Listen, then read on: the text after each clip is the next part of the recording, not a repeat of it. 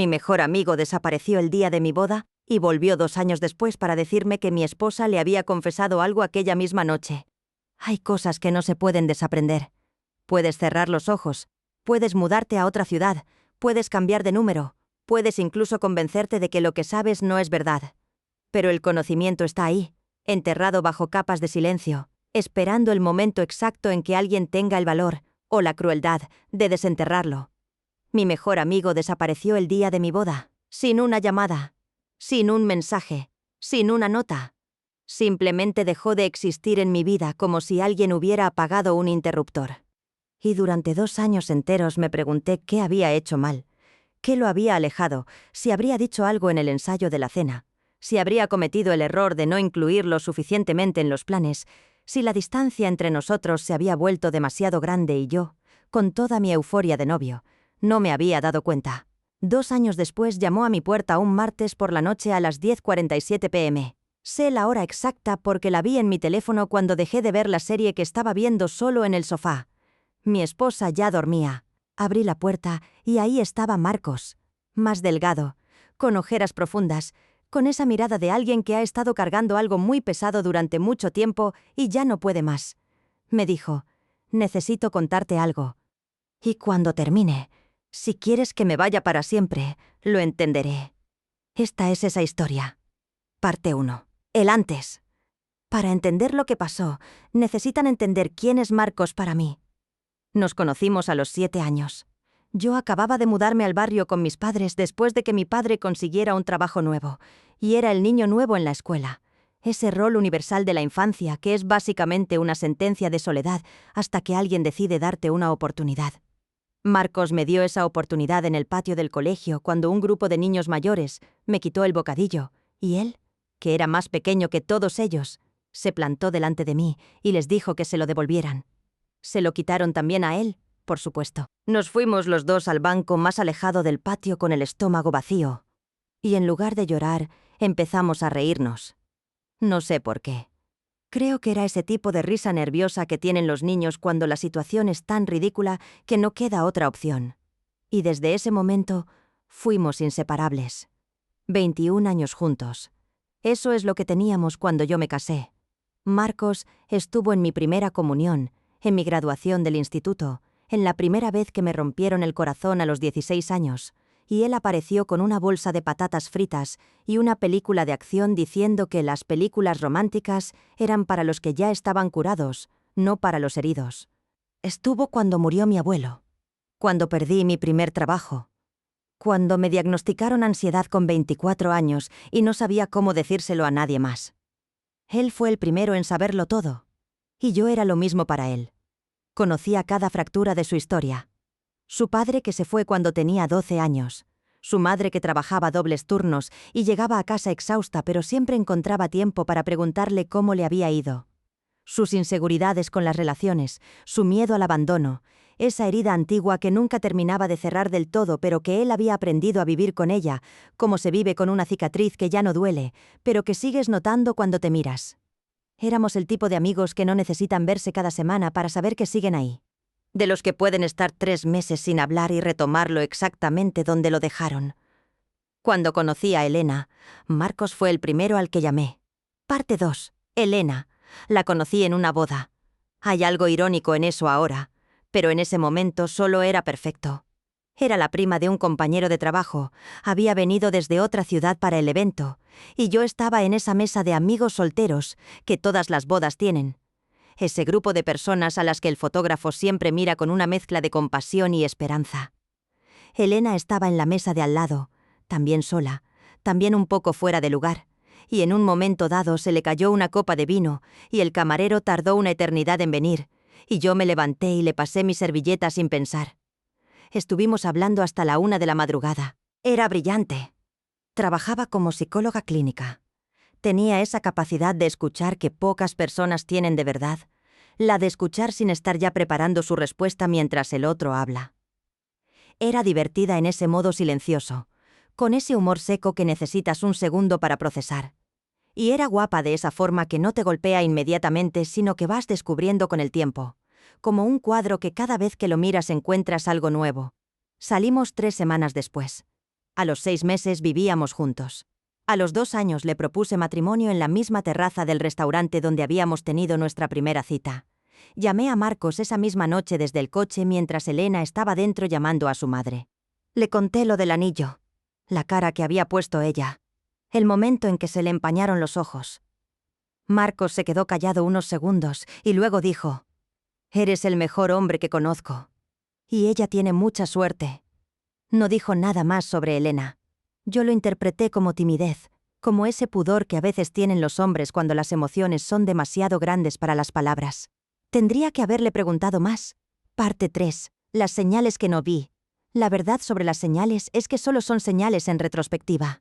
En el momento, son simplemente cosas que pasan, detalles que no encajan del todo pero que el cerebro enamorado archiva en la carpeta de «ya lo pensaré después», y después nunca llega.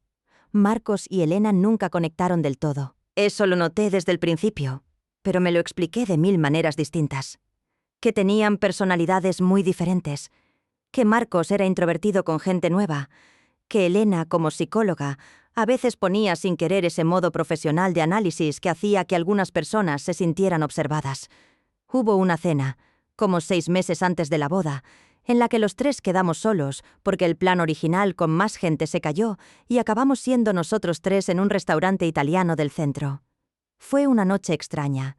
Marcos estuvo callado casi todo el tiempo, respondiendo con monosílabos, mirando a su teléfono más de lo habitual. Elena también estaba tensa, aunque luego en el coche me dijo que le había dolido la cabeza toda la tarde y que lo sentía. Le pregunté a Marcos al día siguiente cómo lo había visto con Elena, si creía que podíamos hacer más planes así de vez en cuando. Me dijo: «Claro, lo que tú quieras». No era su respuesta habitual. Marcos opinaba sobre todo. Marcos era la persona que te decía exactamente lo que pensaba aunque no fuera lo que querías escuchar. Con esa honestidad directa que a veces duele pero que siempre te hacía sentir que le importabas lo suficiente como para no mentirte. Ese «lo que tú quieras» tendría que haberme dicho algo. Después de esa cena, Marcos empezó a quedar menos. Siempre tenía excusas razonables. El trabajo, un proyecto nuevo, cosas de familia. Y yo estaba en modo boda, con todo lo que eso implica. El salón, el catering, el fotógrafo, la luna de miel, las listas de invitados, los 1000 detalles que se multiplican solos. Me decía que cuando pasara la boda todo volvería a la normalidad. Marcos fue mi padrino.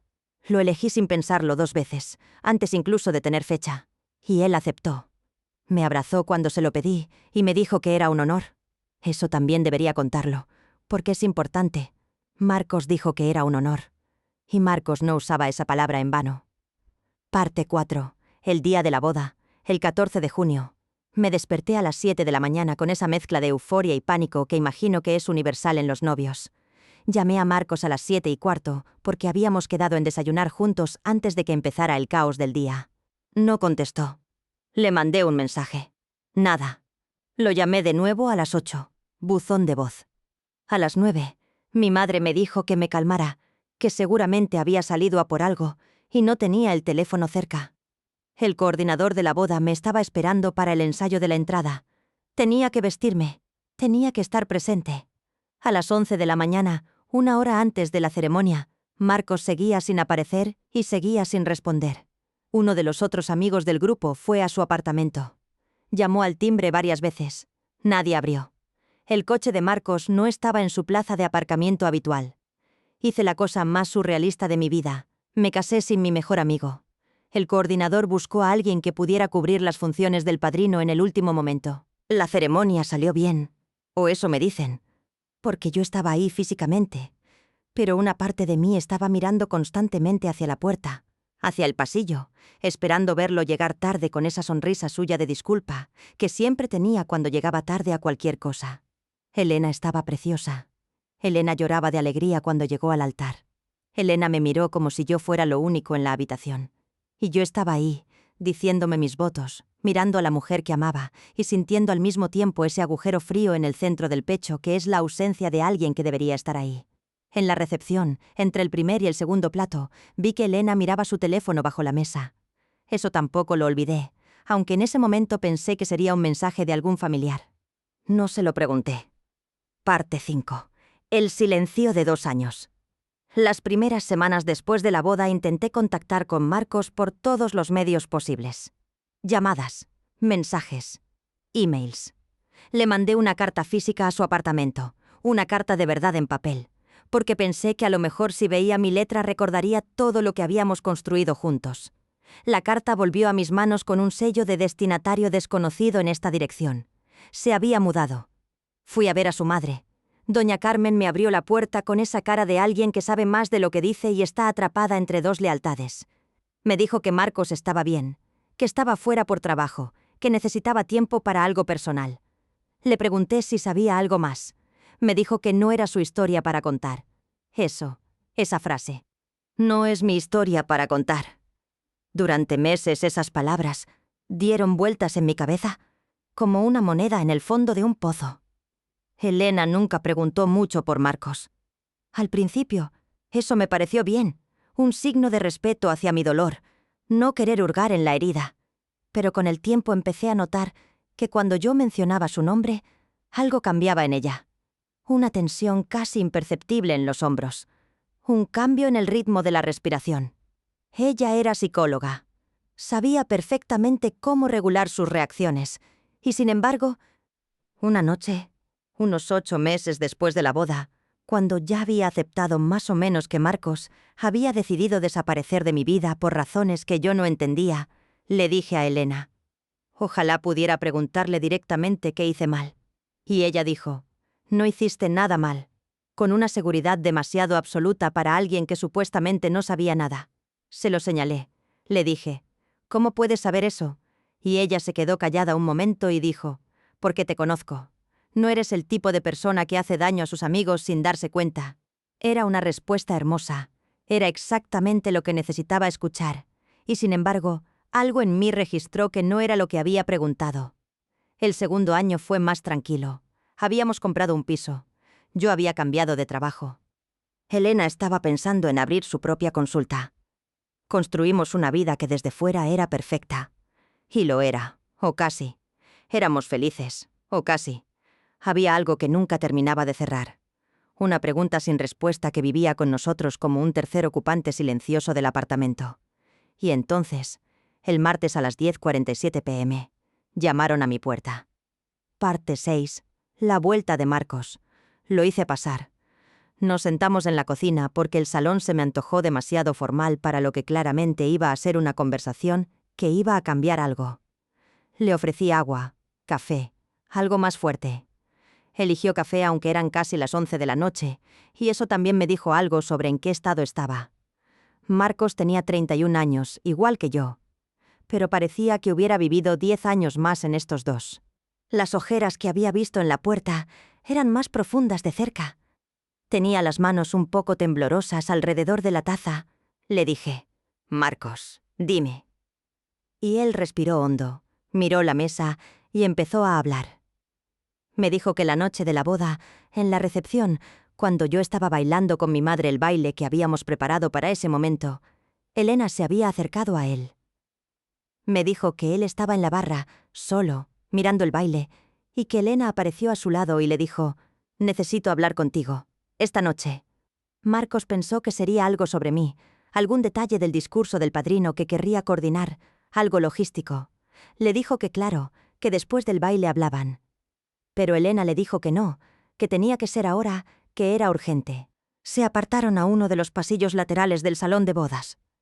Marcos me describió ese pasillo, iluminado con esas velas decorativas en el suelo, con el sonido de la música del salón llegando amortiguado desde detrás de la puerta, con el olor a flores que habían puesto por toda la decoración. Y ahí, en ese pasillo, el día de su propia boda, Elena le dijo a mi mejor amigo que estaba cometiendo un error. Parte 7. Lo que Elena le dijo. Escuchen, porque esto es lo que más me costó procesar. No lo que Elena dijo en sí mismo, sino el nivel de detalle con el que Marcos lo recordaba. Cada palabra. Como si la hubiera reproducido en su cabeza miles de veces en 2 años, que probablemente era exactamente lo que había pasado. Elena le dijo que llevaba semanas, tal vez meses, dándole vueltas a algo, y que ya no podía callárselo más. Que me amaba, que eso no lo cuestionaba, pero que había algo que él necesitaba saber antes de que aquella noche terminara. Le dijo que 4 meses antes de la boda, En un viaje de trabajo a otra ciudad, había conocido a alguien. Que no había pasado nada físico, que quería dejarlo claro. Pero que algo había pasado emocionalmente, una conexión que la había asustado, porque era del tipo que no esperaba sentir nunca más una vez que ya estaba en una relación estable y feliz.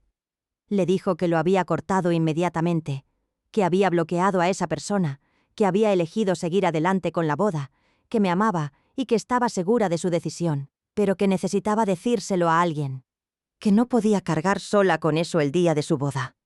Que había elegido a Marcos porque era la persona que mejor me conocía, y porque, en un sentido extraño que ella misma no sabía explicar del todo, quería su absolución. Quería que alguien de mi círculo le dijera que estaba haciendo lo correcto al no decírmelo, al enterrarlo y seguir adelante. Marcos me dijo que se quedó en silencio un momento muy largo, y luego le dijo a Elena: «No puedo darte eso». Le dijo que no podía ser el depositario de ese secreto, que él no era capaz de mirarme a los ojos el resto de su vida sabiendo eso y sin decírmelo, que no era capaz de sentarse en ese salón y verme feliz sabiendo lo que sabía.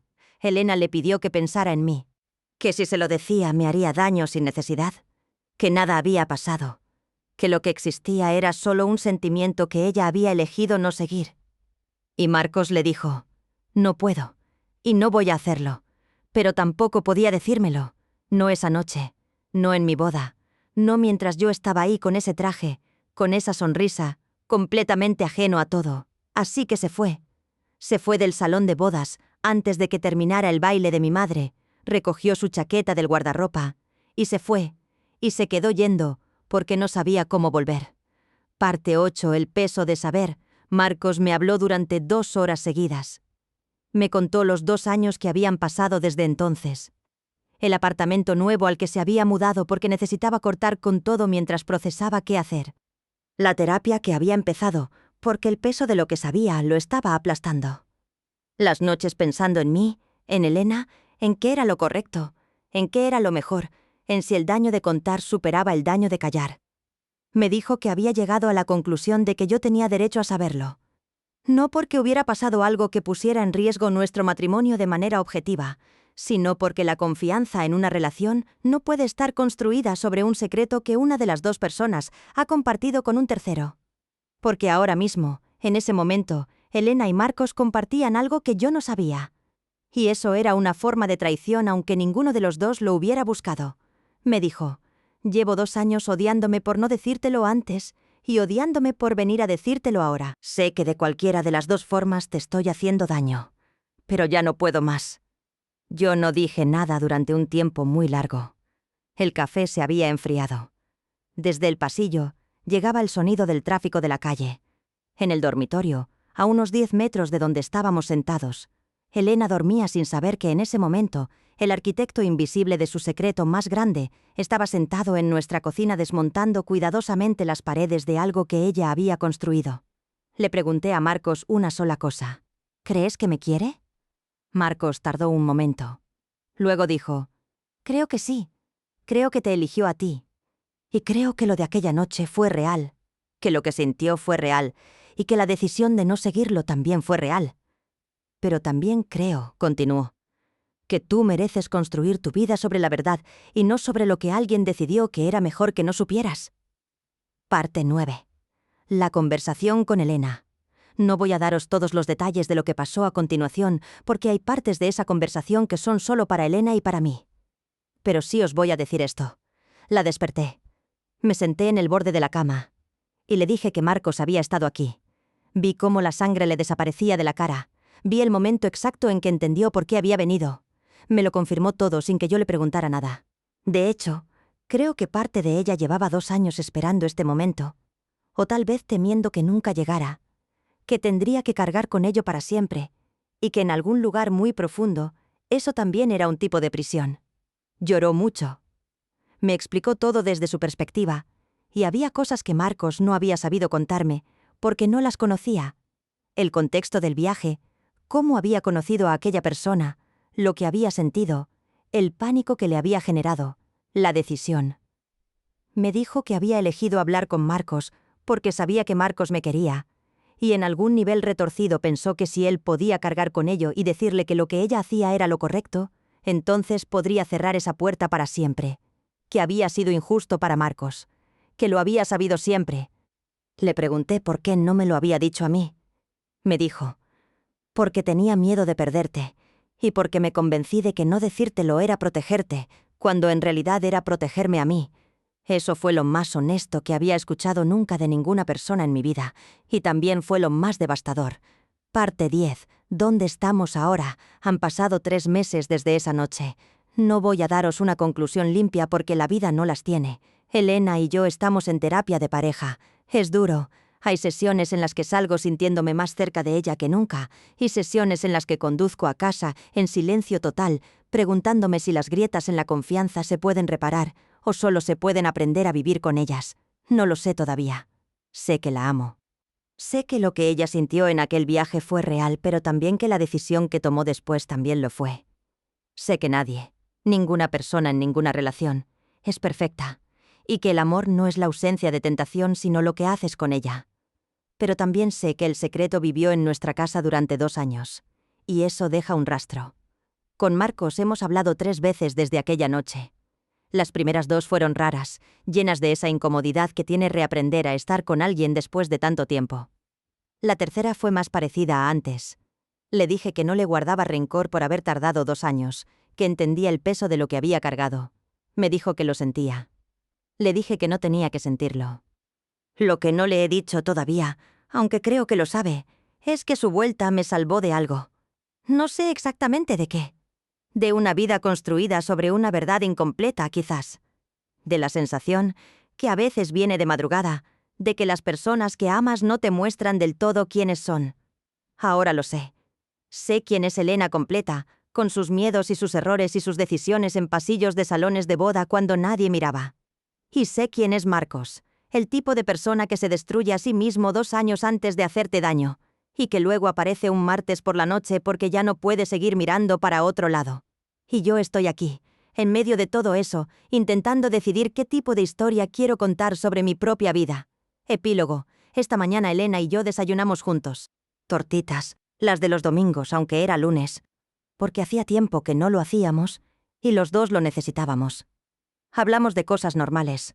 Una serie que queremos ver, una escapada de fin de semana que estamos pensando, si el gato del vecino había vuelto a entrar por la ventana.